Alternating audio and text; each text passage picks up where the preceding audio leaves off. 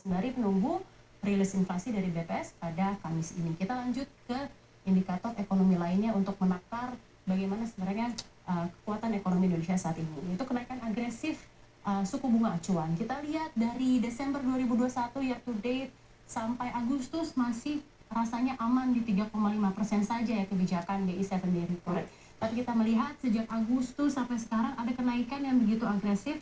Bahkan per November ini sudah naik 175 basis poin, sekarang di 5,25%.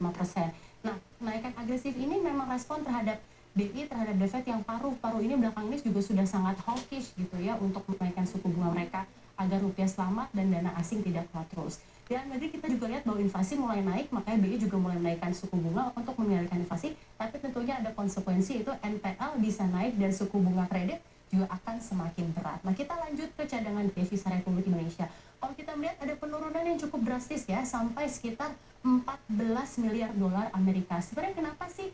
Kan katanya ekspor lagi baik-baik, neraca perdagangan juga surplus. Nah, kira-kira kenapa? Kita juga melihat bahwa ekspor baik dan neraca perdagangan surplus ini tidak terlalu berpengaruh ke cadangan devisa karena susut digunakan oleh BI untuk menjaga stabilitas rupiah untuk melawan strong dollar dan pembayaran utang luar negeri pemerintah. Penyusutan ini juga tambah lagi karena devisa hasil ekspor di dalam negeri agak sulit buat ditahan karena eksportir masih enggan untuk taruh uangnya di dalam negeri karena deposito falas masih belum begitu menggiurkan kalau dibandingkan negara-negara lain semacam Singapura.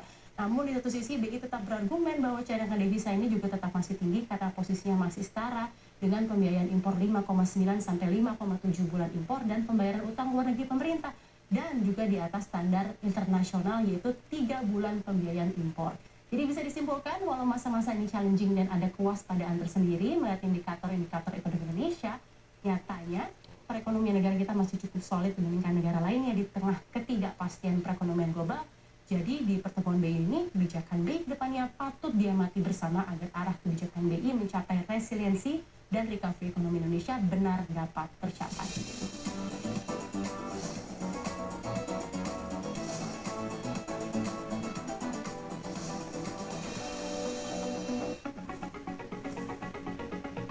Perbarui informasi terhangat seputar industri telekomunikasi di Indonesia. Kualitas internet meningkat dan mudah-mudahan harga masih tetap terjangkau. Menganalisis bersama para pakar sebagai acuan dalam mengambil keputusan terbaik bisnis Anda. Dalam segmen khusus Telco, Saksikan segmen khusus Telco Insight dalam program Profit Senin sampai Jumat jam 10 pagi di CNBC Indonesia.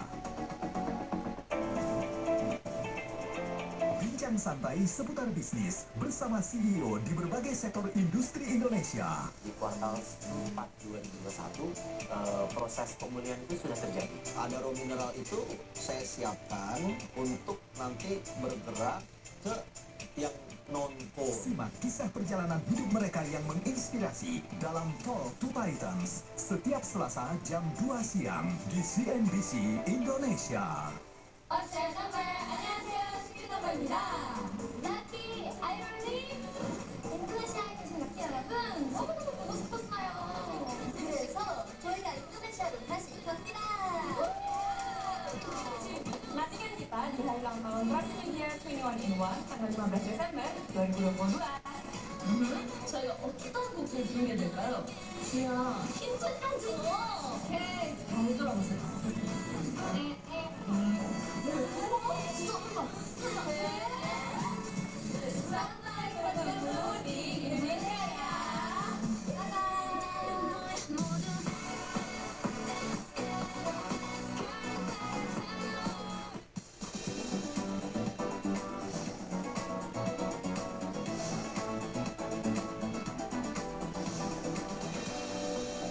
Ya, pandemi COVID-19 memang membuat masyarakat lebih terbiasa dengan transaksi digital. Bank Sentral dalam artian Bank Indonesia sudah memandang rupiah digital jadi jawaban untuk menjembatani kebutuhan publik bertransaksi di era digital. Di mata BI sendiri, transformasi digital sebagai digitalisasi sistem pembayaran saja nggak lagi dipandang cukup untuk memenuhi perkembangan zaman. Karena dunia di satu sisi sudah gandrung dengan mata uang kripto dan teknologi blockchain. Nah, sebagai misi kebijakan publik, BI mendorong konteks transformasi digital untuk diperluas hingga mencakup upaya membuka akses publik terhadap trusted money atau uang yang teregulasi dan terpercaya dalam bentuk rupiah digital. Kira-kira apa sebenarnya rupiah digital ini? Kenapa bank sentral negara lain juga berlomba-lomba buat digital currency juga? Apa sebenarnya manfaatnya? Bagaimana implementasi ke depan? Dan bagaimana sih sebenarnya perkembangan mata uang digital di negara-negara lain? Saya akan bahas selanjutnya di Uang Kripto Bendur Rupiah Digital Meluncur. Pertama adalah tentang Mike Garuda. Ini memang di pertemuan Bank Indonesia lalu, Bank Indonesia tentang penelitian rupiah seluruh grupnya sudah diungkapkan digital merumuskan rencana rupiah digital Bank Indonesia untuk mempertimbangkan asas manfaat dan juga risikonya. Terlebih ini adalah dari Poin Garuda memenuhi berbagai inisiatif atau berbagai desain estetik kita rupiah. Jadi menegaskan bahwa BI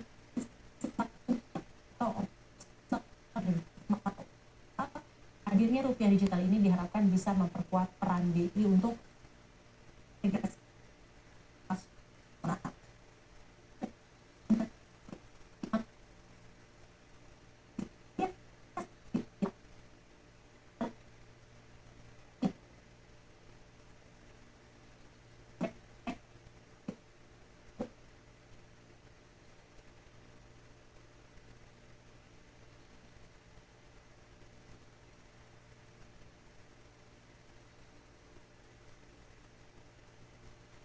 digital dari mata uang di suatu negara.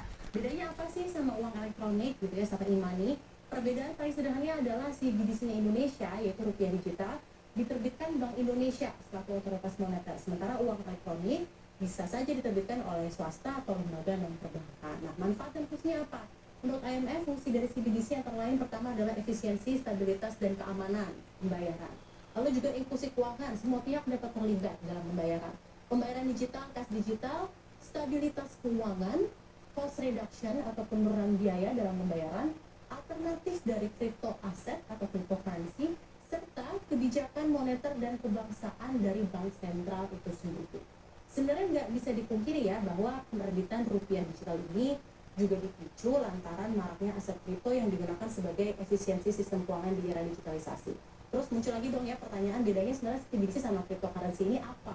Nah, perbedaan utamanya adalah rupiah digital sepenuhnya diatur oleh otoritas pusat atau pemerintah, berbeda dengan cryptocurrency yang terdesentralisasi.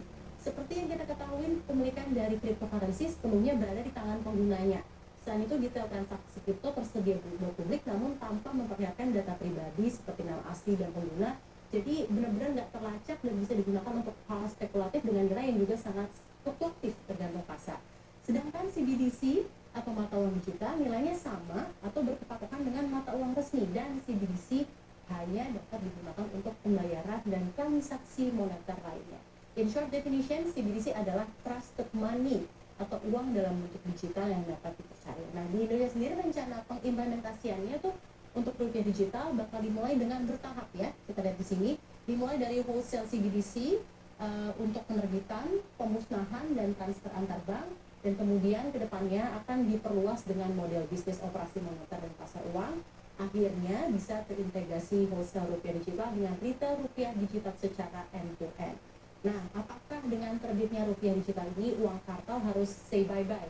Jawabannya tidak, karena BI menegaskan bahwa rupiah digital sendiri tidak akan menghilangkan keberadaan uang tunai dan uang elektronik, dan justru adanya rupiah digital ini akan menambah opsi transaksi di perekonomian ke depannya. Itu tadi sedikit tentang CBDC ya. Nah, bagaimana sih CBDC di negara lain? Kita di Indonesia.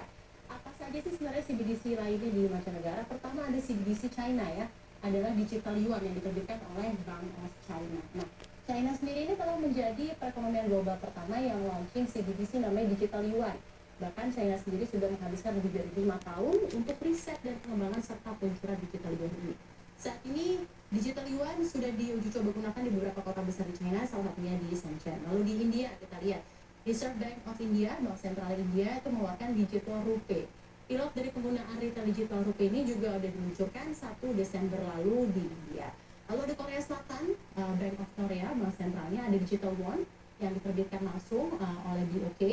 Di Korea Selatan sendiri bahkan sudah selesai untuk simulasi fase kedua penggunaan retail CBDC di akhir Juni 2022 kemarin. Lalu di Jepang diterbitkan oleh Bank of Japan Digital Yen udah merencanakan percobaan untuk penggunaan Digital Yen ini dengan 3 megabank langsung di Jepang. Percobaan ini akan berlangsung selama 2 tahun, mulai dari sekitar Maret 2023, dan Jepang sendiri akan memutuskan apakah akan secara firm menerbitkan Digital Yen ini atau tidak pada tahun 2026. Dan yang terbaru, ini dari Ukraina ya, National Bank of Ukraina, sekitar seminggu lalu baru saja mengumumkan draft konsep untuk CBDC mereka, nanti akan disebut sebagai e-hryvnia. Trademark nama e-hryvnia ini sudah resmi didaftarkan kemarin di Oktober 2022, dan risetnya sendiri sudah berlangsung sejak tahun 2018. Nah, untuk Indonesia sendiri digital rupiah memang belum ada pengumuman lebih lanjut spesifik dari BI untuk peluncurannya kapan. Walaupun kita sudah bisa berekspektasi dengan adanya proyek Garuda ini dalam waktu dekat, sistem pembayaran di negara kita bisa dilakukan dengan 3 cara. Uang tunai, uang elektronik, dan uang digital alias rupiah digital. Nah, kita harapkan CBDC kita alias rupiah digital bisa menjaga kedaulatan rupiah di era digital, termasuk mendukung integrasi ekonomi dan keuangan digital, dan yang terpenting bisa membuka peluang inklusi keuangan yang lebih merata dan berkelanjutan infrastruktur rakyat Indonesia.